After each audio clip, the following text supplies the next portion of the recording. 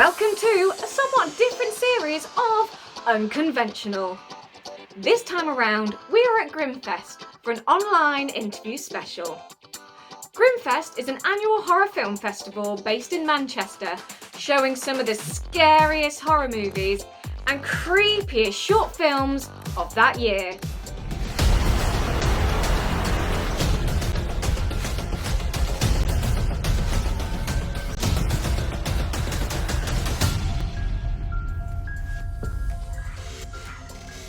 So, thanks for tuning in.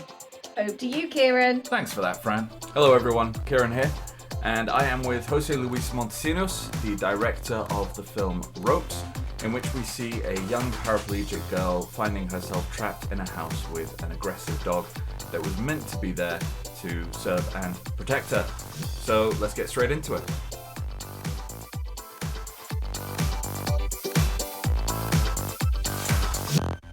Hello. Hello, how are you? I'm very well, and how are you? Oh, I practice my English. Do you have watched the movie? Yes. Yes, okay, perfect. Yeah, really enjoyed it. Well, I say enjoyed it, was terrified by it. Oh, that's the point. So, first question I have for you is that this film plays on some very specific fears. What was your inspiration behind the film? Okay, I always have been fascinated by survivors in all my previous short films. For example, I've spoken of this kind of characters, of survivors. So I think this film is on the same way.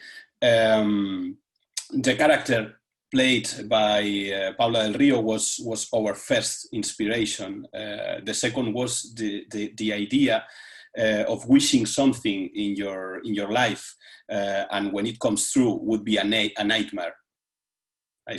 Yes. The worst wish I think you can make is to wish your death. So that's the start point in Elena. She's a girl with a huge trauma, and her main fear is being guilty about it. So that's the point.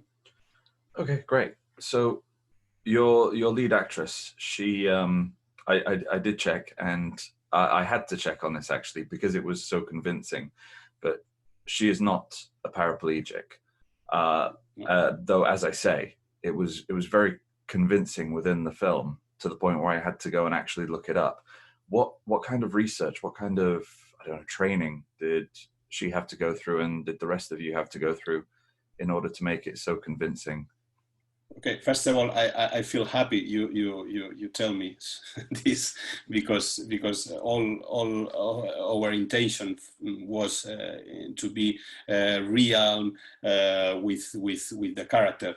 Paula was completely dedicated for the film during 3 months of preparation, just before the shooting days, and we contact with specialists in tetraplegic, from the Goodman Institute. I don't know if you know it.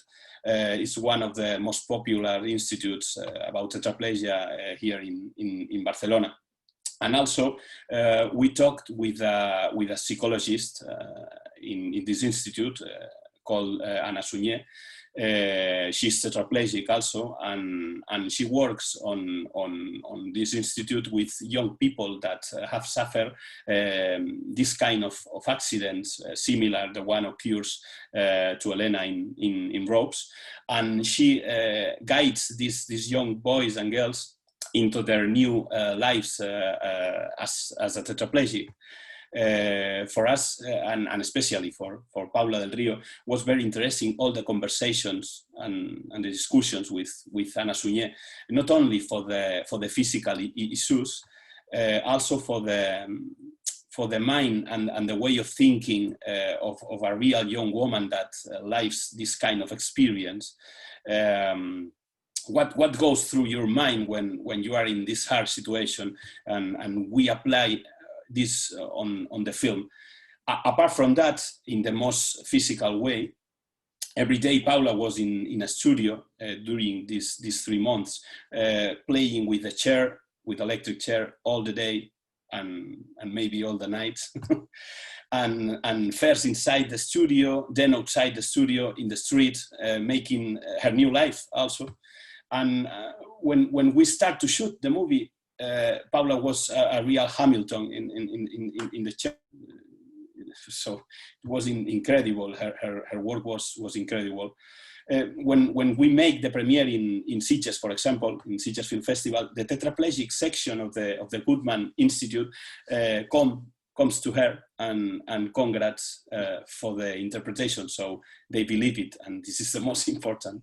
That's really great, because obviously there's a certain stigma going around at the moment between actors playing roles that of disabled people that could have been given to disabled actors. So for those people to come and actually congratulate her, that's really fantastic. It just shows what I was saying about how it was a very good portrayal. The style of filming, I found it was very close up. It was very claustrophobic, which to me added to that sense of feeling trapped, kind of like she is in the chair. Was that an intentional decision on your part? Was there anything else that you did from a filmmaker's point of view to try and put the audience in that position with her?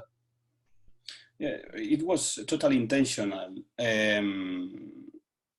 from the beginning, from the script.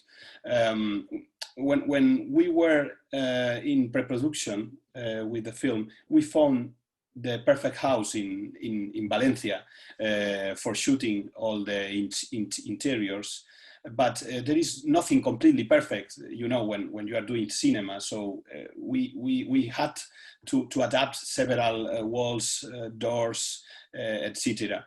In that house to make the movie. We wanted to shoot in a real location, because for us was very important the realistic way sensations in the film. And of course the claustrophobic situation of our main characters, because we wanted always that the audience was in the chair with Paula Del Río, and this is the way to do. So it was completely intentional, premeditated. In cinematography, we decided with Mark Zumbach, that is the DOP, play with anamorphic for create the claustrophobia, and choose closed and closed camera lens when we went more and more inside the house with a problem. And it was the way to work. And we didn't have a lot of time to shoot the movie, because it was made in 4 weeks, and with animals, the chair, etc. So it was so difficult, and the cinematography of Mark Zumbach, the DOP, was a very important factor to achieve the claustrophobic sensations and to be faster shooting these sensations. So I remember that we make a lighting around all the house, and we worked with these positions of lights in a different ways all around the house to shooting inside in a fluid way, but it was a crazy job by Mark Zumbach. Dogs are mostly known as man's best friend, as companions, as protectors. Was this a factor when it came to deciding on, what was going to be the antagonist of this film, or even how you were going to work that into the film? Well, I love the black humor. I think the irony is in every kind of survivor situation could work in a film. So it was perfect, this kind of dog, and with its abilities to compose the story. I think that the worst fear or panic becomes when you recognize the beast, but in a different behavior. Because this dog is a lovely dog, and in real life is the name of the dog is female, and the name is Espiona, and Espiona is lovely. But if Espiona show us a different behavior, a rare behavior, here is the for me is the panic, is the horror. No? Always we are listening that the fear is on unknown things, is a big rule on genre. But I believe that there is one big fear in the things you always are in touch, and they are common to you, but suddenly change your relation with them in a bad way. And this is the fear I am interested in, the fear of the beast I am interested in this film. For your consideration, the dog was a female. I repeat that because it's important, because for me it's a play with two characters that are a girl and a female. One of the things that made this film very scary for me was, you know, you can go and see a film about a cosmic killer clown or giant monsters or anything like that, and you can be scared by that. But I mean, I personally own a large dog, and he's gorgeous, he's fluffy, he's playful, you know, he's never mean or anything like that. But the idea that if he did turn, like, because he's such a big dog, that would be terrifying. And so what you were saying about you wanted things that were real, things that were in touch, to be the elements of fear in your film, and that honestly did. It was scarier for me than watching, you know, a big alien or something like that, because that to me couldn't really happen, whereas a dog turning could. So yeah, that was pretty terrifying for me. When you were casting, I suppose, what considerations went into your choice of dog? Well, if we chose another dog, a heavy dog and a strong dog, first of all, it would be a very unfair fight because she is in her condition, and it would be different. But in the development process of the film, we were thinking in a different kind of dog. This is true. We wanted a more heavy, a strong animal, like a pit bull, for example, a Doberman, this kind of dog.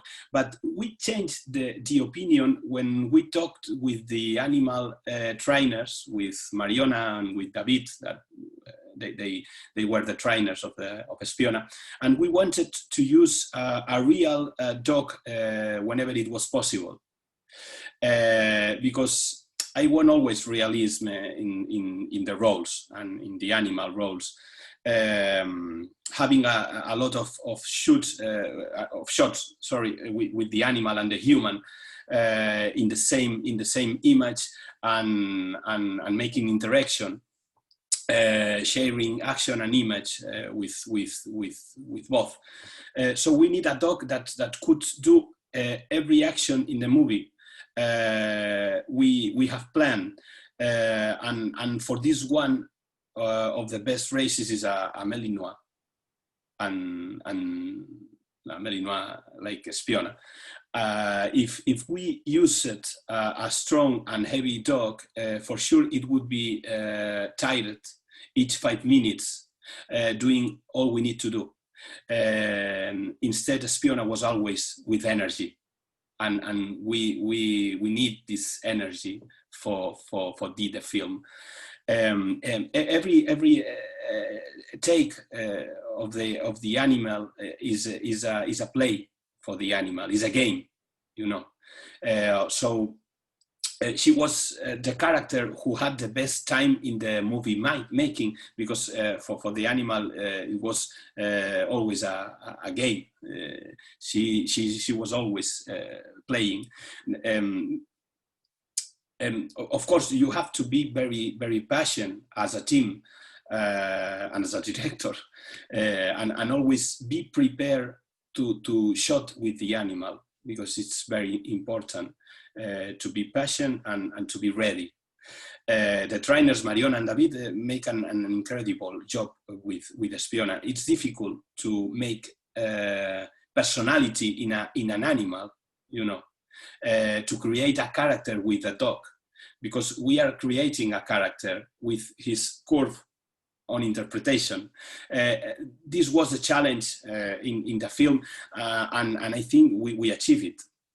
The ferret, the name is Ferret, here in Spain is Huron, was a nightmare. It was completely different, because the ferret does what he wants. So you have to prepare camera and be ready for shoot the ferret wants, and wait. Unfortunately, here Onirical Studios, that is the video effects, 3D effects on the film, make an amazing job with the ferret in 3D. And here it would be impossible doing in another way, because with the ferret is impossible to do this kind of actions. But with the dog, we almost in all the film the real dog, and for me was a great experience to achieve the objective of realism we wanted. Well, that's all the questions that I had. However, if you'd like to say anything about the film, maybe try and persuade our viewers to go and check it out, then I leave the floor to you. Enjoy the film. Thanks for this opportunity to make the premiere in UK with the GRIMMFEST, and I think that the film